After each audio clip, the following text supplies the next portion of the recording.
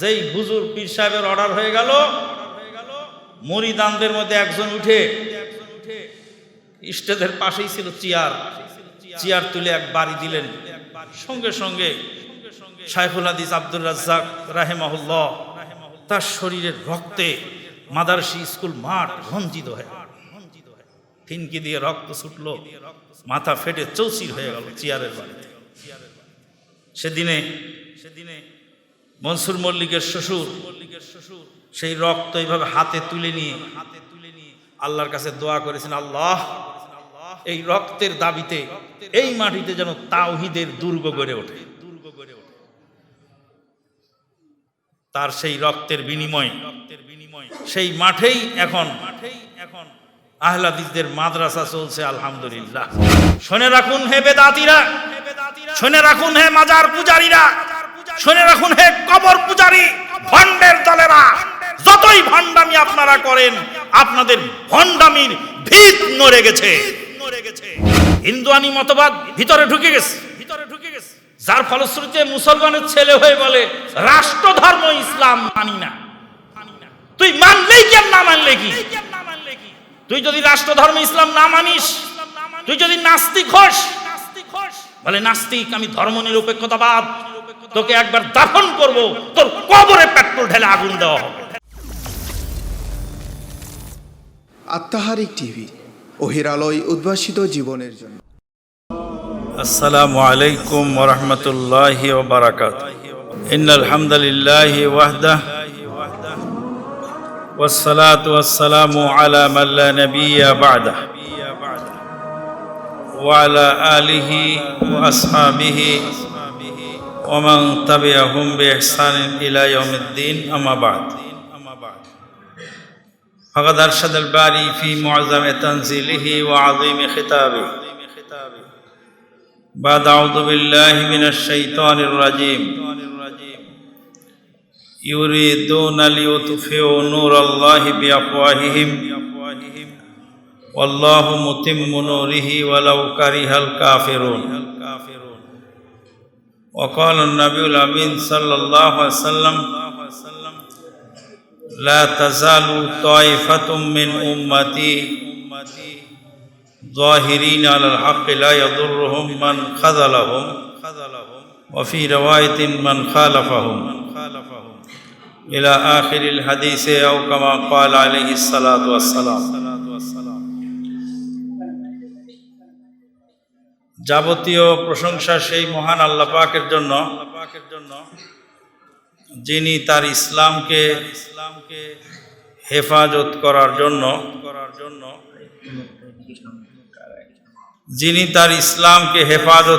জন্য একদল মানুষ নির্বাচন করেছেন। যাদেরকে ইসলাম হেফাজতের জন্য নির্বাচন করেছেন, আমরা তাদের অন্তর্ভুক্ত ইনশাআল্লাহ। দরুদ ও সালাম বর্ষিত হোক নবী মুহাম্মদুর রাসূলুল্লাহ সাল্লাল্লাহু আলাইহি ওয়াসাল্লামের প্রতি, যিনি ইসলাম কমপ্লিট করে আমাদের সামনে রেখে গেলেন আমানত স্বরূপ, এবং আমাদেরকে সতর্কতা জানিয়ে গেলেন এবং সান্ত্বনাও দিয়ে গেলেন। আল্লাহ রাব্বুল আলামিন বলছেন, ইউরিদুনা লিউতফিউ নূরাল্লাহি বিআফওয়াহিহিম ওয়াল্লাহু মুতিম্মু নূরিহি ওয়ালাউ কারিহাল কাফিরুন। এটা কোন সূরার আয়াত? সূরাতুস সফ। সূরাতুস সফের সঙ্গে আহলে হাদিস আন্দোলনের কি কানেকশন?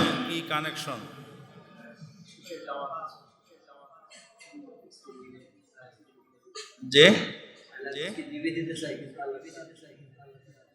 আহলে হাদিস আন্দোলনের সাথে এই সূরাটির নিবিড় সম্পর্ক। তা হলো আহলে হাদিস আন্দোলনের নেতা কর্মীদের সিলেবাস। এই সূরাটা প্রত্যেককেই অর্থসহ মুখস্থ রাখা জরুরি। আহলে হাদিস আন্দোলন করবেন, সূরা সব মুখস্থ থাকবে না, অর্থসহ আন্দোলন হবে কি দিয়ে? এই সূরাটার প্রত্যেকটা সত্রে সত্রে, প্রত্যেকটা আয়াতে আয়াতে আন্দোলনের প্রেরণা এবং সান্ত্বনা, আন্দোলনের পদ্ধতি বাতলে দেওয়া আছে। আল্লাহ পাক বলছেন, ইউরিদুনা লিইউতফিউ নূরাল্লাহি বিআফওয়াহিহিম, ওরা চায় আল্লাহর নূরকে মুখের ফুৎকারে নিভিয়ে দিতে। আলোচ্য বিষয় বলা হয়নি, আজকের আলোচ্য বিষয় আহলে হাদিস আন্দোলন বা আহলে হাদিস জামাতের উপরে যুগে যুগে হামলা, যুগে যুগে হামলা করেছে আহলে হাদিস জামাতকে, আহলে হাদিস আন্দোলনকে নিভিয়ে দেওয়ার জন্য। কারণ ইহুদি নাসারারা একমাত্র আহলে হাদিসদেরকে দেখে ডরায়, আর কোন সিন্নিখোর মোল্লাকে দেখে ইহুদি নাসারা গোনায় ধরে না। কারণ ওকে 10 টাকার সিন্নি দিলে ওকে কেনা সম্ভব, 20 টাকার মিলাদের দাওয়াত দিলে ওর মাথা ঘুরানো সম্ভব। 2টা জাতীয় সংসদে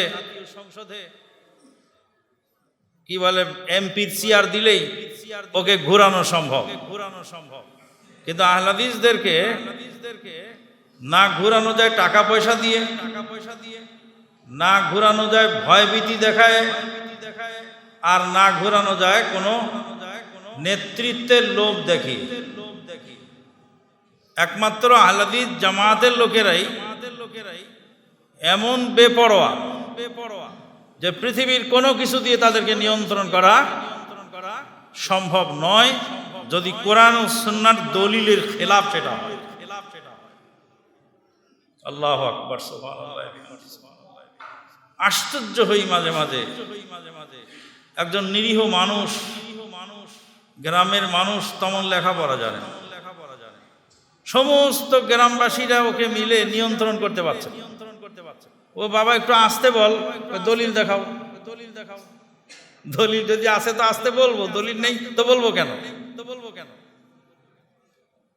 একজন বড় আলেম বলেছিলেন যে বাবা মাঝে মাঝে মুনাজাত করো, ফিতনা এড়াবার জন্য মাঝে মাঝে মুনাজাতটা করো। আহলে হাদিস যুব সংঘের সেই প্রাক্তন কর্মী ভাই তিনি বলেছিলেন যে আপনার বই পড়ে জানতে পেরেছি এই প্রচলিত মুনাজাত বেদাত। আপনি বই লিখেছেন বেদাত, আবার আপনি এখন বলছেন মাঝে মাঝে করো।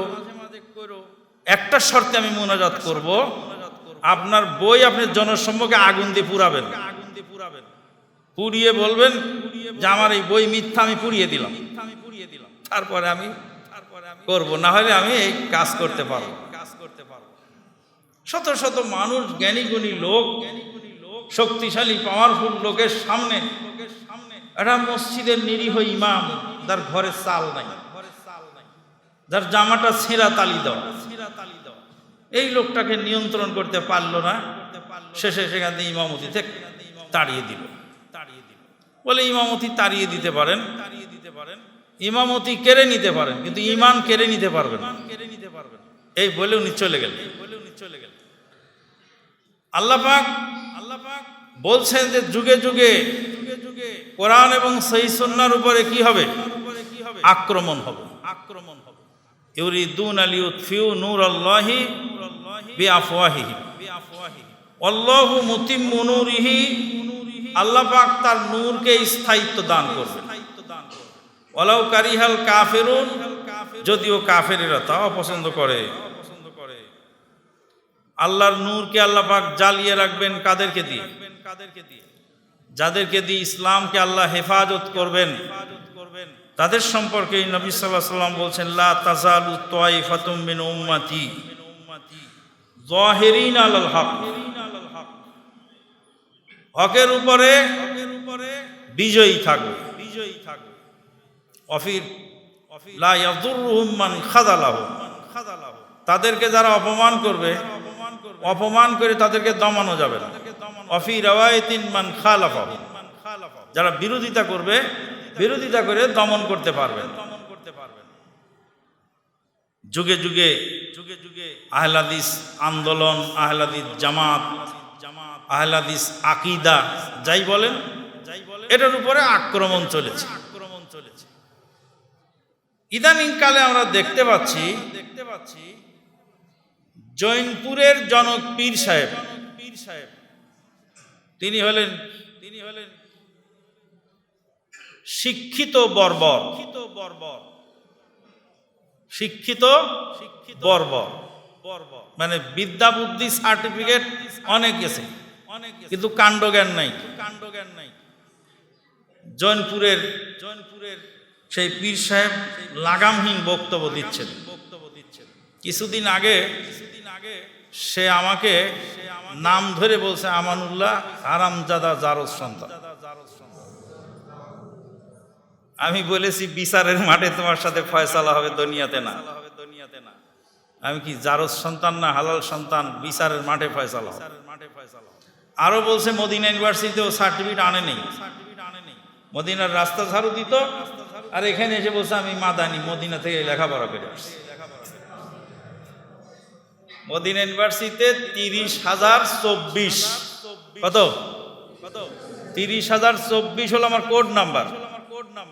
মদিনা ইউনিভার্সিটির দপ্তরে যায় 30,024 কোড নাম্বার ইয়ে করবেন, নক করবেন, দেখবেন যে মদিনা ইউনিভার্সিটির কম্পিউটারে সব আমার ডাটা চলে আসছে।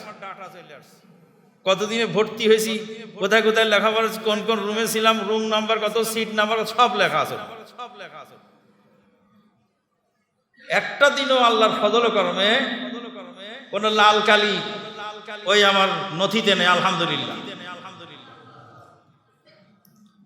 সালাত না পড়ার কারণে অনেক লাল কালি পড়ে, অতিরিক্ত গায়ের হাজিরির কারণে লাল কালি পড়ে, ইউনিভার্সিটির নিয়ম ভঙ্গ করার কারণে পড়ে। 30,024 সার্চ দিয়ে দেখে আসো না যে রাস্তা ঝাড়ু দিয়ে এসেছে না সার্টিফিকেট নিয়ে এসেছে। যাও, যদি পছন্দ না হয়, বিশ্বাস নয়, দেখে আসো। যা বলে বলুক, সেটা ওর ব্যাপার। এখন এসে সে খেপে গেল কেন? এদেরই পূর্বপুরুষ বরিশালের উজিরপুর থানার মাদারসি গ্রামের নাম হলো মাদারসি। আহলে হাদিস আন্দোলন বরিশাল জেলার দায়িত্বশীল ইব্রাহিম কাউসার ভাই, ওনার নানা মনসুর মল্লিক এই মাদারসি গ্রামের প্রবীণ মুরব্বী কিছুদিন আগে ইন্তেকাল করেছে। আল্লাহুম্মা মাগফির লাহু ওয়ারহামহু। মনসুর মল্লিকের শ্বশুর ছিলেন, বাড়ি ছিল তার গোপালগঞ্জে। তার শ্বশুরের নাম ছিল শাইখুল হাদিস আব্দুর রাজ্জাক রাহিমাহুল্লাহ। এই শাইখুল হাদিস আব্দুর রাজ্জাক তিনি ছিলেন আহলে হাদিস, বাড়ি ছিল গোপালগঞ্জ। জামাই মনসুর মল্লিক খুব দাপটওয়ালা লোক। জামাইকে কোনোদিন আহলে হাদিস আন্দোলনের দাওয়াত দিছে তো দেয়নি, জামাইও বুঝার চেষ্টা করেনি। জামাই হঠাৎ করে বুঝে ফেললেন যে আমার শ্বশুর যে দাওয়াত দিচ্ছেন কোরআন এবং সুন্নাহর, এটা ঠিক আছে। তো উনি ভিতরে ভিতরে আহলে হাদিস হয়ে গেলেন, আলহামদুলিল্লাহ। ভদ্রলোকের নাম মনসুর মল্লিক, আর তার শ্বশুরের নাম শাইখুল হাদিস আব্দুর রাজ্জাক। শ্বশুরের বাড়ি গোপালগঞ্জ, আর জামার বাড়ি বরিশাল উজিরপুর থানা মাদারসি গ্রাম। ইসলাতি ব্রিজের আগে ডান দিকে ঢুকতে হয়। তো বললেন যে, শ্বশুরকে বললেন যে তাহলে আপনি আমার এলাকায় চলেন, এটুকুন হয়েছে দাওয়াত দিয়ে আসবেন। গোটা এলাকাবাসী মিলে যদি হয় তাহলে তো ভালো। শাইখ আব্দুর রাজ্জাক সাহেব আসলেন গোপালগঞ্জ থেকে, আর স্থানীয় মুরিদানরা এই জৈনপুরের পীর সাহেবকে নিয়ে আসলেন।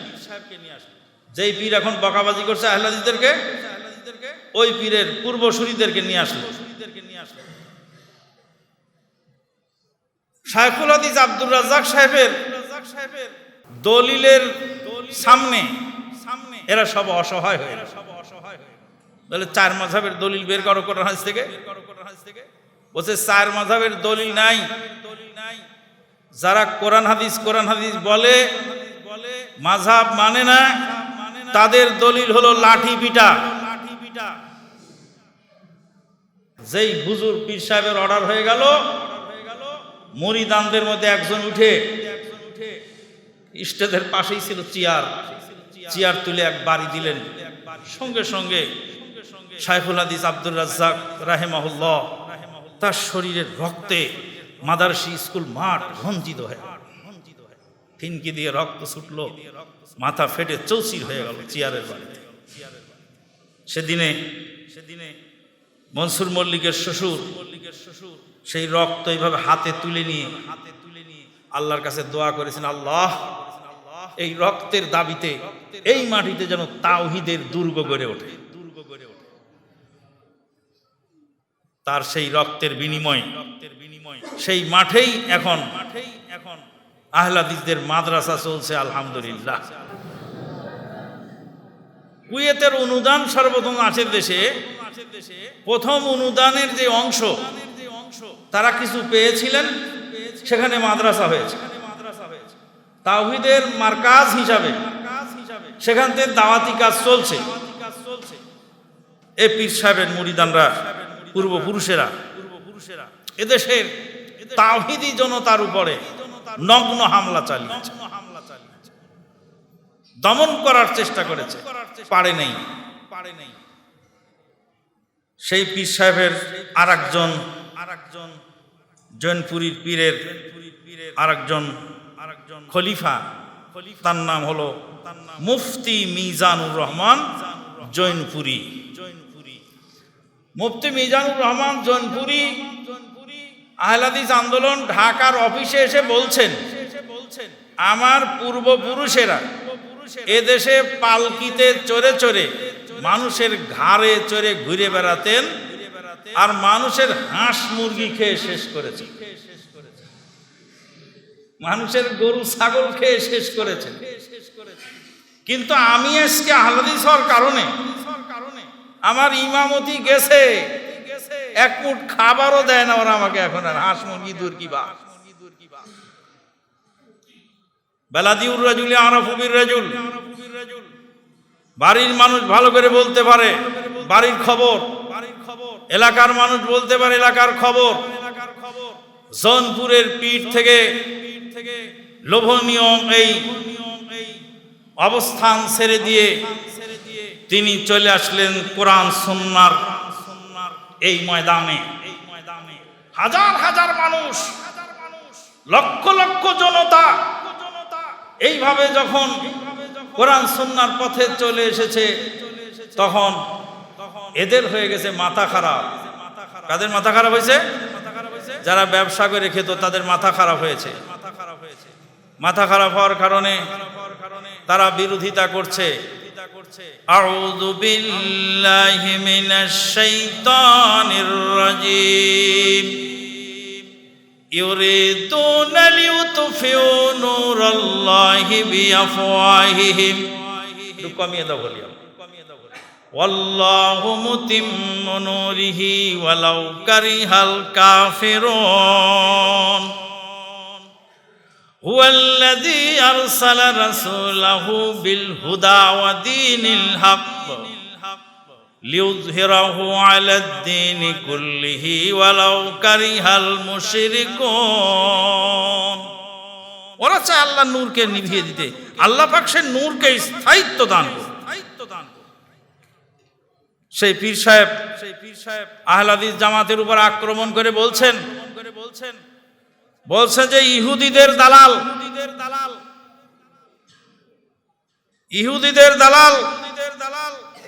এরা ব্রিটিশের টাকা খেয়ে, ইহুদিদের টাকা খেয়ে মধুর সঙ্গে বিষ মিলিয়ে এই জাতিকে ধ্বংস করার কাজে লিপ্ত আছে। আমরা ইহুদিদের দালাল, আমাদেরকে ইহুদিদের দালাল বলছে। আমাদের দাড়ি লম্বা লম্বা, বসে এদের সুরত দেখবেন, এদের দাড়ি লম্বা লম্বা। ইহুদিরা কাপড় পরে, তা আমরাও তো ইহুদিদের মতোই নাকি? কথা বলেন, কথা বলেন। কেউ যদি ইহুদিরা কাপড় পরে, কেউ যদি বলে ইহুদিরাও কাপড় পরে, এরাও কাপড় পরে, তো ইহুদির মতোই না। আল্লাহর নবী দাড়ি লম্বা রাখতে বলেছেন। এবার ইহুদিদের দাড়ি লম্বা না খাটো ওটা তো দেখার বিষয় আমার নয়। রাসূলুল্লাহ সাল্লাল্লাহু আলাইহি ওয়াসাল্লাম দাড়ি লম্বা রাখতে বলেছেন, দাড়ি ছেড়ে দিতে বলেছেন, দাড়ি চাঁচতে কাটতে মানা করেছেন। তা আমরা দাড়ি কাটি না, চাঁচি না, আমরা দাড়ি কাটছাট করে রাখি না। আপনি কাটছাটওয়ালা দাড়ি নিয়ে হাসরের মাঠে উঠবেন, আর আমরা লম্বা দাড়ি নিয়ে উঠবো ইনশাআল্লাহ। আল্লাহর আদালতে আপনাদের সাথে আমাদের ফয়সালা হবে। দাড়ি কাটছাট করার মর্মে রাসূল সাল্লাল্লাহু আলাইহি ওয়াসাল্লাম থেকে কোনো সহিহ হাদিস বর্ণিত হয়নি। এক একটা হাদিস পাওয়া যায়, কোন কোন সাহাবী হজের মৌসুমে হজ করার পরে যখন মাথার চুল কামিয়ে ফেলতেন, মাথার চুল কামাবার সময় একটু দাড়ি এদিক ওদিকে একটু ছেঁটে দিতেন। প্রথমত এটা রাসূলের আমল নয়, এটা দুই একজন সাহাবীর আমল। দ্বিতীয়ত সাহাবীদের আমল হলেও অসংখ্য অগণিত সাহাবীর আমল নয়, দুই একজন সাহাবীর আমল। আর তৃতীয়ত এই আমলটা তারা করতেন হজ সফরে মাথার চুল কামাবার পরে। তা আপনি ইনায়েতুল্লাহ আব্বাসী সাহেব, আপনার মাথায় তো বাবরি চুল আছেই, তা আপনি দাড়ি ছাড়লেন কেন? হাদিসের এক অংশ মানেন আর এক অংশ মানেন না কেন? আল্লাহ পাক বলছেন আফাতুমিনুনা বিবাদিল কিতাবি ওয়া তাকফুরুনা বিবাদ। কিতাবের কিছু অংশ মানবে আর কিছু অংশ মানবে না। সাহাবীর আমল যদি আপনি গ্রহণ করেন, তা আপনি মক্কায় যান, উমরা করেন, উমরা করার পরে মাথার বাবরি চুল চেঁচে ফেলেন, তারপরে দাড়ি ছাঁটেন, তাহলে তো কমস কম ওই সাহাবীর আমলটা আপনি করলেন। বাংলাদেশে বসে দাড়ি ছাঁটবেন আর লম্বা দাড়িওয়ালাকে ইহুদি বলে কটাক্ষ করবেন। জেনে রাখুন ভালো করে, পৃথিবীর কোন আদর্শকে মোকাবেলা করতে হলে তার চেয়ে বেশি সুন্দর আদর্শ দিয়ে মোকাবেলা করা সম্ভব। গালিগালাজ করে কোনোদিন কোন আদর্শকে ঠেকানো যায় না। গালিগালাজ করে, আস্ফালন করে, লাঠির ভয় দেখায় কোনোদিন কোন আদর্শকে ফিরানো যায়নি, যাবেও না ইনশাআল্লাহ। বন্ধুগণ, মধুর সাথে আমরা বিষ মিলাই দিয়েছি। জাল হাদিস সহিহ হাদিস মিক্সার করে প্রচার করে, আমল করে কারা? আমরা করি। আমরা মধুর সাথে বিষ মিলাই নেই, আমরা বিষকে আলাদা রেখে দিয়েছি আর মধুকে আলাদা রেখে দিয়েছি। বলছে এটা বিষ, খবরদার খাবে না, এটা খেলে ঈমান চলে যাবে। এরা মধু, মধুর সাথে বিষ আপনারা মিলাইছেন। আপনারা সহিহ হাদিস, জাল হাদিস, জয়ীফ হাদিস সব একাকার করে দিয়েছেন, একটার মধ্যে আরেকটা ঢুকিয়ে দিয়েছেন। আমরা ইহুদিদের টাকা খেয়ে কাজ করি, ইহুদিদের টাকা খেয়ে কাজ করি দেখেই তো ভ্যানে চড়ে আসলাম। এখন আমার বাসা থেকে আমি জামাটা গায়ে দিয়ে চিন্তা করছি ভ্যানের উপর যে বসবো তো জামাটা তো ময়লা হয়ে যাবে। ময়লা হোক আর হোক, দিনের পথে যদি চলতে ময়লা হয় তো হোক। হুজুর সাহেব, আমার বাসা থেকে আমি ভ্যানে চড়ে এসে বক্তব্য দিলাম, এখন দিচ্ছি। বক্তৃতার শেষে টাকা তো দূরের কথা, এক গ্লাস পানিও দিবেন আমাকে মনে হয়। তো ইহুদির টাকা আমাদের কোথায়? আমাদের গাড়ি কোথায়? আমরা হেলিকপ্টার তো দূর কি বা, আপনার হেলিকপ্টারে চড়েন, গাড়িতে চড়েন, বিলাসবহুল বাড়িতে বাস করেন, আমরা ভাড়ার বাড়িতে বাস করি। ইহুদির টাকা কি আমাদের কাছে? মনে পড়ে আপনাদের কথা শুনলে পাবনার সেই পাগলা গারদের কথা। পাগলা গারদ দেখতে গেলাম, হাসবেন না, হাসির খোরাক বলিনি, দুঃখের কথা। পাগলা গারদ দেখতে গেলাম, পাগল পাগল বলছে হুজুর আসসালামু আলাইকুম, আমি এ দেশের প্রেসিডেন্ট, আমাকে এখানে আটকে রেখেছে কেন? পাগল বলছে আমি এ দেশের প্রেসিডেন্ট, আমাকে আটকায় রাখছে কেন?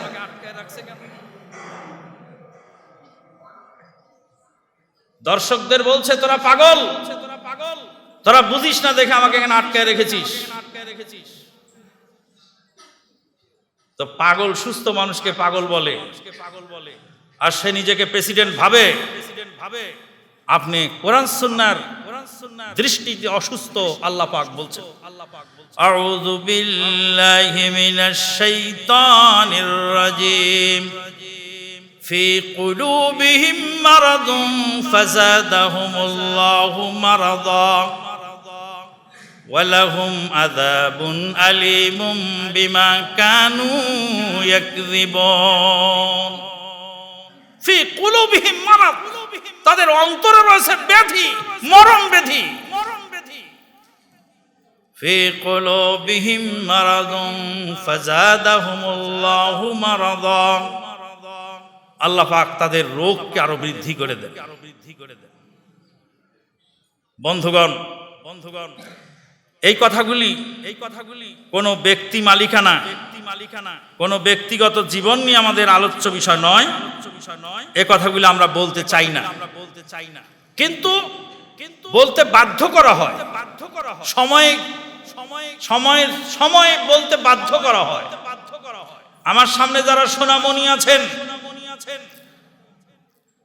এই ভণ্ড পীরের বক্তৃতার বিরুদ্ধে আমার ছাত্ররা, অনুসারীরা, আমাদের ছোট ভাইরা, জুনিয়রেরা যেই দাঁত ভাঙা জবাব দিয়েছেন, আমাদের মুখ খোলার খুব একটা প্রয়োজনীয়তা নাই।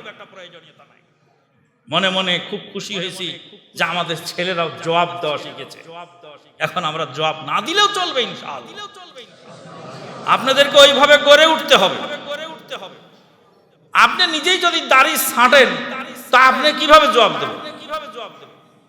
আপনি তালেবে ইলম, আপনি যদি দাড়ি ছাঁটার অভ্যাস হয়, তো দাড়ি ছাঁটার বিরুদ্ধে আপনি কি ওয়াজ করবেন? আপনার চেহারা সুরত যদি কোরআন সুন্নাহ ভিত্তিক না হয় তো কিভাবে হবে? এই জন্য প্রতিজ্ঞা করতে হবে এখান থেকে, ইসলাম হেফাজত করার জন্য। আল্লাহ পাক যাদেরকে পছন্দ করেছেন তাদের ভিতরকার আমি একজন। ইনশাআল্লাহ যতদিন বেঁচে থাকি ততদিন কোরআন সুন্নাহর খেদমত করব, এরকম একটা চিন্তাধারা মাথায় রাখতে। বন্ধুগণ, এই প্রসঙ্গে আর একটি কথা, শেষ কথা যেটা বলবো সেটা হলো ব্রিটিশ খেতাব আন্দোলন এদেশে করেছিল আহলে হাদিসেরা। রাসূলুল্লাহ সাল্লাল্লাহু আলাইহি ওয়াসাল্লামের জামানা থেকে শুরু করে সাহাবায়ে কেরামের জামানা, তাবেঈনে ইজামের জামানা, তাবাউত তাবেঈন সহ উলামায়ে মুজতাহিদিন, মুহাক্কিকিন, তাদের আমল থেকে কোরআন সুন্নাহর দাওয়াত এই পৃথিবীর বুকে, বিশেষ করে এই ভূখণ্ডে, পাক ভারত উপমহাদেশের এই ভূখণ্ডে এই দাওয়াত, তাওহীদের দাওয়াত এখানে এসেছিল। আমি গত কয়েকদিন আগে এক আলোচনা সভায় কথাটা বললাম, নরসিংদীর সম্মেলনে। সেখানে বললাম এই দেশে সর্বপ্রথম এক খণ্ড বুখারী শরীফ নিয়ে এসেছিলেন, যার নাম হলো শরফুদ্দীন আবু তাওয়ামা রাহিমাহুল্লাহ। শরফুদ্দীন আবু তাওয়ামা নারায়ণগঞ্জের সোনার গায়ে ঘুমিয়ে আছে মাটির তলায়। শরফুদ্দীন আবু তাওয়ামা এক খণ্ড বুখারী নিয়ে আসলেন এদেশে। হাজার হাজার ছাত্রকে পড়াবেন এক খণ্ড বুখারী। এত ছাত্র পড়ে কি করে? ইতিহাস সাক্ষী, বুখারীর বাইন্ডিং খুলে দিয়ে, বুখারীর বাইন্ডিং কেটে দিয়ে পাতা আলাদা করে ফেলে পাতা ছাত্রদেরকে ভাগ করে দিয়ে বলছেন, তোমার পড়া হলে তোমার ভাইকে দিও, তোমার পড়া হলে তোমার সাথীকে দিও। এক খণ্ড বুখারী ঘাড়ে করে তিনি এনেছিলেন এদেশে, এনে সেই বুখারীর দাস দিয়েছিলেন। পরবর্তীতে নবাব সিদ্দিক হাসান খান ভূপালী রাহিমাহুল্লাহ, আরবি ও ইতিহাসে তার নাম নবাব সিদ্দিক হাসান খান কান্নুজি। কান্নুজি যদি আরবি কেতাবে দেখেন তাহলে বুঝবেন নবাব সিদ্দিক হাসান খান ভূপালী। এই নবাব সিদ্দিক হাসান খান ভূপালী তার সমস্ত নবাবী ছেড়ে দিয়ে সমস্ত টাকা ব্যয় করেছিলেন প্রেস স্থাপন করে এই কোরআন সুন্নাহর বই ছাপাবার জন্য। বন্ধুগণ, তারজুন নাজাত ওয়ালাম তাসলুক মাসালিকাহা ইন্নাস সাফিনাতা লা তাজরি আলা ইয়াবাসি। নাজাত পেতে চাও অথচ নাজাতের পথে চলো না। শুকনা জমিনে কোনোদিন নৌকা চলে না। নাজাত পেতে হলে নাজাতের পথে যেতে হবে। তোমার খাওয়ায় সমস্যা, খাওয়া নিয়ে চিন্তা করো, লেখাপড়া তোমার হবে না। শুয়া নিয়ে চিন্তা করো, লেখাপড়া হবে না। লান তাহসাবিল মাজদা তামারান ওয়া আনতা আকিলুহু ওয়া লান তাবলুগিল মাজদা হাত্তা তালাকা সাবরা। আরবি কবি বলছেন, বাংলা কবির কবিতা দিয়ে অনুবাদ করে দেই। কাঁটাহেরি ক্ষান্ত হও কমল তুলিতে, দুঃখ বিনে সুখ লাভ হয় কি মোহিতে। কেন পান্থ ক্ষান্ত হও হেরি দীর্ঘ পথ, উদ্যম বিহনে কার পুরে মনোরথ। কাঁটা থেকে ফিরে আসো তুমি, গোলাপ ফুলেই তো কাঁটা আছে। মৌমাছিতে হুল আছে, মধু খাবে কি করে হুল বরদাস্ত না করলে। মাঝে মাঝে কেউ কেউ বলেন তোমার আমির তো খুব মেজাজি লোক, এত জোরে ধমক মারে যে কাছে টিকা যায়। মধু দেখেছো, মৌমাছি দেখেছো, হুল খাও নাই। হুল যদি না খাবে তো মধু পাবে কি করে। ডক্টর গালিব স্যারের ধমকটা হলো তোমার জীবনের পরিবর্তনের জন্য জরুরি। তোমার জীবন গঠনের জন্য তার ধমকটা প্রয়োজন। তার ধমক যে খায়নি যে মানুষ হবে কি করে। যাকে ভালোবাসেন তাকেই ধমক দেন। আমাদেরকে যখন ধমক দেন আমরা দোয়া করি, স্যার আল্লাহ আপনাকে হায়াত দারাজ করুক, যেন আপনি আরো ধমকাতে পারেন আমাদেরকে। আপনার ধমকে আমাদের জীবনের অনেক পরিবর্তন হয়েছে। বন্ধুগণ, তালেব ইলম যারা আছেন তাদেরকে বলছি, লোভ লালসা, টাকা পয়সা, সম্মান সম্ভ্রম, এইগুলির পিছনে যারা দৌড়িয়েছে তাদের দ্বারা কাজ হয়নি। নবাব সিদ্দিক হাসান খান ভূপালী ভোপালের রাজত্ব ছেড়ে দিয়ে, জমিদারি ছেড়ে দিয়ে শুধু এই বই ছাপিয়ে বিতরণ এবং বই ছাপিয়ে দাওয়াতি কাজ চালিয়েছিলেন। আল্লাহ পাক রহমত দান করুন ডাক্তার শাহজাহান সাহেবকে, রংপুরের হারাগাছ ক্লিনিকের মালিক। আমি গিয়ে বললাম, স্যার আমার বডিটা উনি চেক করলেন। শুয়ে পড়ছিলেন উপরে, আমানুল্লাহ মাদানী নিচে এসেছে, শুনে আবার নেমে আসলেন বিছানা ছেড়ে। বডিটা চেক করে কিছু ওষুধ দিয়ে দিলেন আর বললেন পেরেস হয়েছে। বলে পেরেস হয়েছে, আরো কিছু টাকা সৌদিয়ান ভাইদের সংযোগ করতে হয়েছে। বলে আমাকে বললে তো আমি বাকিটাও দিয়ে দিতাম। আল্লাহ তাকে জান্নাত নসিব করবে। পেরেস দিয়েছেন, তাওহীদ দাওয়াতি কাজ চলছে। বলছিলাম ব্রিটিশ খেতাব আন্দোলন আহলে হাদিসেরা করেছে এদেশে। আর এই বেদাতি মাজার পূজারীরা এরা সিন্নি খেয়েছে। নবাব শাহ ওলিউল্লাহ মুহাদ্দিস দেহলভীকে দিল্লির পথে যখন পাওয়া যাচ্ছে না, হারিয়ে গেছে। দিল্লিতে হঠাৎ করে নাই, নিরুদ্দেশ হয়ে গেছে। মুসলমানরা আলটিমেটাম দিচ্ছে হিন্দুদেরকে যে আমাদের শাহ ওলিউল্লাহ মুহাদ্দিস দেহলভীকে কোথায় গায়েব করেছিস বের কর, না হলে তোদের সাথে রাত শুরু হবে। হঠাৎ করে দিল্লির পথে শাহ ওলিউল্লাহ মুহাদ্দিস দেহলভীকে পাওয়া গেল। হেঁটে বেড়াচ্ছে, নিরুদ্দেশ হয়ে গেল, গুম হয়ে গেল। গুম হওয়া লোক দিল্লির পথে চলে আসলো। সমস্যা কি? বলে সমস্যা হলো আমার এক ছাত্র জিনের এক ছাত্রকে মেরেছিল, আর জিনেরা তাকে ধরে নিয়ে গেছিল, আর তার সালিশ করার জন্য আমাকে ডেকেছে। তাই আমাকে হঠাৎ করে জিনেরা নিয়ে চলে গেছে। সালিশ হয়ে গেছে, আবার ফেরত দিয়ে গেছে আমাকে। এই দিন বেদাতিরা দিল্লির মসজিদে সিন্নি বেটে খাচ্ছে যে ওহাবি দেশ থেকে চলে গেছে, বেদাত করে আরাম পাবো, তাই সিন্নি বিতরণ করতেছে। যখন সিন্নি বিতরণ করছে তখনই খবর হলো শাহ ওলিউল্লাহ ফেরত এসেছে। সিন্নি খাওয়া ফেলে দিয়ে তারা উঠে চলে গেছে। রবীন্দ্রনাথ ঠাকুর কবিতা বানিয়েছিল, জনগণ মন অধিনায়ক, জয় জয় জয় হে ভারত ভাগ্য বিধাতা, পাঞ্জাব সিন্ধু গুজরাট মারাঠা দ্রাবিড় উৎকল বাঙ্গা, ও জনগণ জাগে তব আশিস মাঙ্গে তব জয় গান গায়। রবি ঠাকুরের জাতীয় কবিতা এটা ভারতে চলে, আর এদেশে চলে আমার সোনার বাংলা। একই কবির কবিতা দুই দেশে। হিন্দুয়ানি মতবাদ ভিতরে ঢুকে গেছে, যার ফলশ্রুতিতে মুসলমানের ছেলে হয়ে বলে রাষ্ট্র ধর্ম ইসলাম মানি না। তুই মানলেই কেন, না মানলে কি? তুই যদি রাষ্ট্র ধর্ম ইসলাম না মানিস, তুই যদি নাস্তিক হস, বলে নাস্তিক, আমি ধর্ম নিরপেক্ষতাবাদ, তোকে একবার দাফন করব, তোর কবরে পেট্রোল ঢেলে আগুন দেওয়া হবে, তাহলে নিরপেক্ষতা টিকবে, তাছাড়া হবে না। যদি দাফন করা হয় কার পক্ষে গেল? ইসলামের পক্ষে। যদি পুড়িয়ে দেওয়া হয় কার পক্ষে গেল? হিন্দুদের পক্ষে গেল। যারা নিরপেক্ষ, ধর্ম নিরপেক্ষ, তাদের জন্য কি করা উচিত?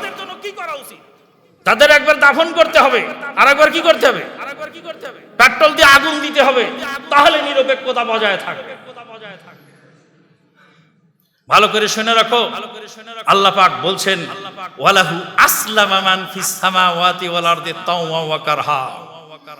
আসমান এবং জমিনের মধ্যে যা কিছু আছে, ইচ্ছায় অনিচ্ছায়, সবাই আল্লাহ পাকের বিধানের কাছে আত্মসমর্পণ করেছে। ওয়ালাহু আসলামা মান ফিস সামাওয়াতি ওয়াল আরদ, আসমান ও জমিনের মধ্যে যা কিছু আছে সবাই আল্লাহর বিধানের কাছে আত্মসমর্পণ করেছে। আল্লাহর বিধান হলো গাভীতে দুধ দিবে আর বলদে হাল চাষ করবে। আল্লাহর বিধান হলো মুরগিতে ডিম দিবে আর মরগ মুরগির পরিচালক হবে। কিয়ামতের আগ পর্যন্ত মরগের কাছ থেকে আপনি একটা ডিম পাবেন না। কিয়ামতের আগ পর্যন্ত আপনি গাভীর কাছ থেকে এক পোয়া দুধ পাবেন না, বলদের কাছ থেকে এক পোয়া দুধ পাবেন না। ওয়ালাহু আসলামা মান ফিস সামাওয়াতি ওয়াল আরদ, আসমান এবং জমিনের মধ্যে যারা আছে তাদের আত্মসমর্পণ করেছে, তারা সবাই আল্লাহর কাছে। আল্লাহ পাকের বিধান হলো দুই প্রকার, একটা হলো হুকমে তাকওয়িনি আর একটা হলো হুকমে তাশরীঈ। তালেবে ইলমরা ভালো করে মনে রাখবেন, হুকমে তাকওয়িনি আর হুকমে তাশরীঈ। হুকমে তাকওয়িনি হলো জাগতিক বিধান, আর হুকমে তাশরীঈ হলো শরঈ বিধান। জাগতিক বিধান হলো পা দিয়ে আপনি হাঁটবেন, এটা আল্লাহর নিয়ম বানিয়ে দিয়েছে। পা দিয়ে হাঁটবেন আর হাত দিয়ে খানা খাবেন, চোখ দিয়ে দেখবেন, কান দিয়ে শুনবেন, এটা হলো জাগতিক বিধান। তাহলে হাত দিয়ে খানা খাবেন আর পা দিয়ে চলবেন, এটা হলো আল্লাহর বিধান। আল্লাহ পা দিয়েছে চলার জন্য আর হাত দিয়েছে খানা খাওয়ার জন্য। এবার খানা খাওয়ার জন্য দুই হাতকেই আল্লাহ ক্ষমতা দিয়েছে। বাম হাত দিয়েও খাওয়া যায়, ডান হাত দিয়েও খাওয়া যায়, কিন্তু শরঈ বিধান হলো ডান হাত দিয়ে খাও, বাম হাত দিয়ে খেও না। এবার বাম হাত মেরে দেই, ডান হাত রেখে দেই, এখানে এসে আল্লাহর বিধান কি করি? লঙ্ঘন করি। কিন্তু আল্লাহর বিধান তো উল্টা করলাম। আল্লাহ বলে ডান হাতে খেতে, আমরা খেলাম কি দিয়ে? বাম হাত দিয়ে। এখানে বিধানটা উল্টাই দিলাম। তা আল্লাহ যে কান দিয়ে শুনতে বলেছেন আর চোখ দিয়ে দেখতে বলেছেন, বিজ্ঞান আবিষ্কার করতে করতে কিয়ামত পর্যন্ত যদি পৌঁছে যায়, তবে কি কান দিয়ে দেখার সুযোগ আর চোখ দিয়ে শোনার সুযোগ হবে? হবে না। আল্লাহ পাক তাই বলেন ওয়ালাহু আসলামা মান ফিস সামাওয়াতি ওয়াল আরদি তাওআও ওয়া কারহা ওয়া ইলাইহি তুরজাউ ওয়া ইলাইহি উরজাউ। আসমান জমিনে যা কিছু আছে, ইচ্ছায় অনিচ্ছায় সবাই আল্লাহর বিধান মেনে চলে। কোন বিধান? হুকমে তাকওয়িনি, যেটা সেটা মানতে সে বাধ্য। কান দিয়ে শুনতে হবে, চোখ দিয়ে দেখতে হবে, আল্লাহর এই বিধান লঙ্ঘন করার সুযোগ নেই। কিন্তু আল্লাহর হুকমে তাশরীঈ, এই বিধানটা তারা কি করে? লঙ্ঘন করে। বন্ধুগণ, ইসলাম হলো মানুষের ফেতরাতি বিধান, যারই ফলশ্রুতিতে দুর্ধর্ষ কমিউনিস্ট কালমার্কস মরার সময় বলছিল, ও মাই গড, সারা জীবন বলছে rule by eternal loss of iron, there is no god, কিন্তু মরার সময় বলছে ও মাই গড। মরার সময় ও মাই গড তার মুখ দিয়ে কে বের করে নিয়েছেন? আল্লাহ। তার ভিতরে যে সুপ্ত ঈমান ছিল সেই ঈমানটা সেদিন কথা বলেছে, কিন্তু কাজ হয়নি তখন। বন্ধুগণ, ইসলাম রাষ্ট্রীয় ধর্ম কেতাবে লেখা থাকলেই কি আর না থাকলেই কি? রাষ্ট্রীয় সংবিধান থেকে যদি ওটাকে মুছে ফেলানো হয়, মুসলমানদের ঈমানের মণিকূটা থেকে মুছতে পারবে? তাই তো আমার মুহতারাম আমির জামাত বলছেন, প্রত্যেকটা মুমিনের, প্রত্যেকটা মুসলিমের হৃদয়ের কন্দরে ইসলাম গ্রথিত আছে, ইসলাম মিশে আছে মানুষের, এদেশের মানুষের রক্তের সঙ্গে। এটাও হলো ইসলামের উপরে একটি আক্রমণ। ইসলাম দেখে তারা ইসলামকে ক্ষতিগ্রস্ত করার চেষ্টা করে। বন্ধুগণ, ইসলামের বিরুদ্ধে, কোরআন সুন্নাহর বিরুদ্ধে এমন নগ্নতা জাহেলিয়াত শুরু হয়েছে, দেখা যাচ্ছে বিভিন্ন কনসার্টের মধ্যে হজের সেই পবিত্র তালবিয়া, লব্বাইক আল্লাহুম্মা লব্বাইক, লব্বাইক লা শারীকা লাকা লব্বাইক, ইন্নাল হামদা ওয়ান নি'মাতা লাকা ওয়াল মুলক লা শারীকা লাক, এই গানের কনসার্টে বিভিন্ন বাদ্যযন্ত্রের তালে তালে এই সমস্ত নগ্নতা ছড়িয়ে দেওয়া হচ্ছে। ইসলামের নামে 12ই রবিউল আউয়াল নবীর জন্মদিন পালন করার নামে ব্যান্ড পার্টি মিলে ঢোল তবলা নিয়ে রাস্তায় বের হয়ে ইসলামকে ক্ষতিগ্রস্ত করার চেষ্টা করলো। বন্ধুগণ, যতদিন পর্যন্ত একটি আহলে হাদিস বেঁচে থাকবে পৃথিবীতে, ততদিন পর্যন্ত আল্লাহ পাক আসমান ভাঙবেন না, জমিন তুরবেন না, পাহাড় পর্বতকে আল্লাহ পাক ধ্বংস করবেন না। রাসূলুল্লাহ সাল্লাল্লাহু আলাইহি বলছেন, যতদিন পর্যন্ত একজন ঈমানদার বেঁচে থাকবে, ঈমানদারের অন্তরে রায়ের দানা পরিমাণ ঈমান থাকবে, ততদিন পর্যন্ত ইসলাম, ততদিন পর্যন্ত আসমান জমিন ঠিক থাকবে। আসমান জমিন ঠিক থাকার জন্য পৃথিবীর সব মানুষকে ইসলাম মেনে নেওয়া না নেওয়ার সঙ্গে আল্লাহর কোনো কানেকশন নাই। একজন ঈমানদারের ঈমানের এত দাম যে একজন ঈমানদার রায়ের দানা পরিমাণ ঈমান থাকা সত্ত্বে আল্লাহ রাব্বুল আলামিন আল্লাহর জমিনকে, আসমানকে ভাঙবেন না। শেষ আর একটা বিষয়, সময় শেষ হয়ে গেছে, লম্বা বক্তব্য দেওয়ার সুযোগ নেই, পরে আরো অনুষ্ঠান আছে। শেষ কথা যেটা, সেটা হলো এই, নবীর পিতামাতা জান্নাতি না জাহান্নামী? আরে নবীর পিতা জান্নাতি না জাহান্নামী? তুই জান্নাতি না জাহান্নামী সেই হিসাব আগে কর। নবীর পিতা জান্নাতি না জাহান্নামী? সহিহ মুসলিম শরীফের হাদিসে এসেছে, রাসূলুল্লাহ সাল্লাল্লাহু আলাইহি ওয়াসাল্লাম বলেন, আবি ও আবুকা ফিন্নার, আমার পিতাও জাহান্নামী, তোমার পিতাও জাহান্নামী। একজন সাহাবী এসে বললেন, হে আল্লাহর নবী, আমার পিতা কোথায় আছেন? রাসূলুল্লাহ সাল্লাল্লাহু আলাইহি ওয়াসাল্লাম বলেন, তোমার পিতা জাহান্নামে আছেন। লোকটি কাঁদতে কাঁদতে চলে যাচ্ছেন। রাসূলুল্লাহ সাল্লাল্লাহু আলাইহি ওয়াসাল্লাম ডাকলেন, ডেকে বললেন, তোমার পিতাও জাহান্নামে আছে, আমার পিতাও জাহান্নামে আছে। সহিহ মুসলিমের হাদিস বাদ দিয়ে কোত্থেকে জাল হাদিস নিয়ে এসেছে যে নবী সাল্লাল্লাহু আলাইহি ওয়াসাল্লামের পিতা মাতাকে কবর থেকে বের করে তারপরে কালেমা পড়াইছে। নবী সাল্লাল্লাহু আলাইহি ওয়াসাল্লামের পিতা মাতাকে কালেমা যদি পড়িয়ে থাকেন, এই ফ্যাসিলিটি যদি নবীকে দেওয়া হয়, তাহলে এটা স্বয়ং আল্লাহর উপরে অপবাদ।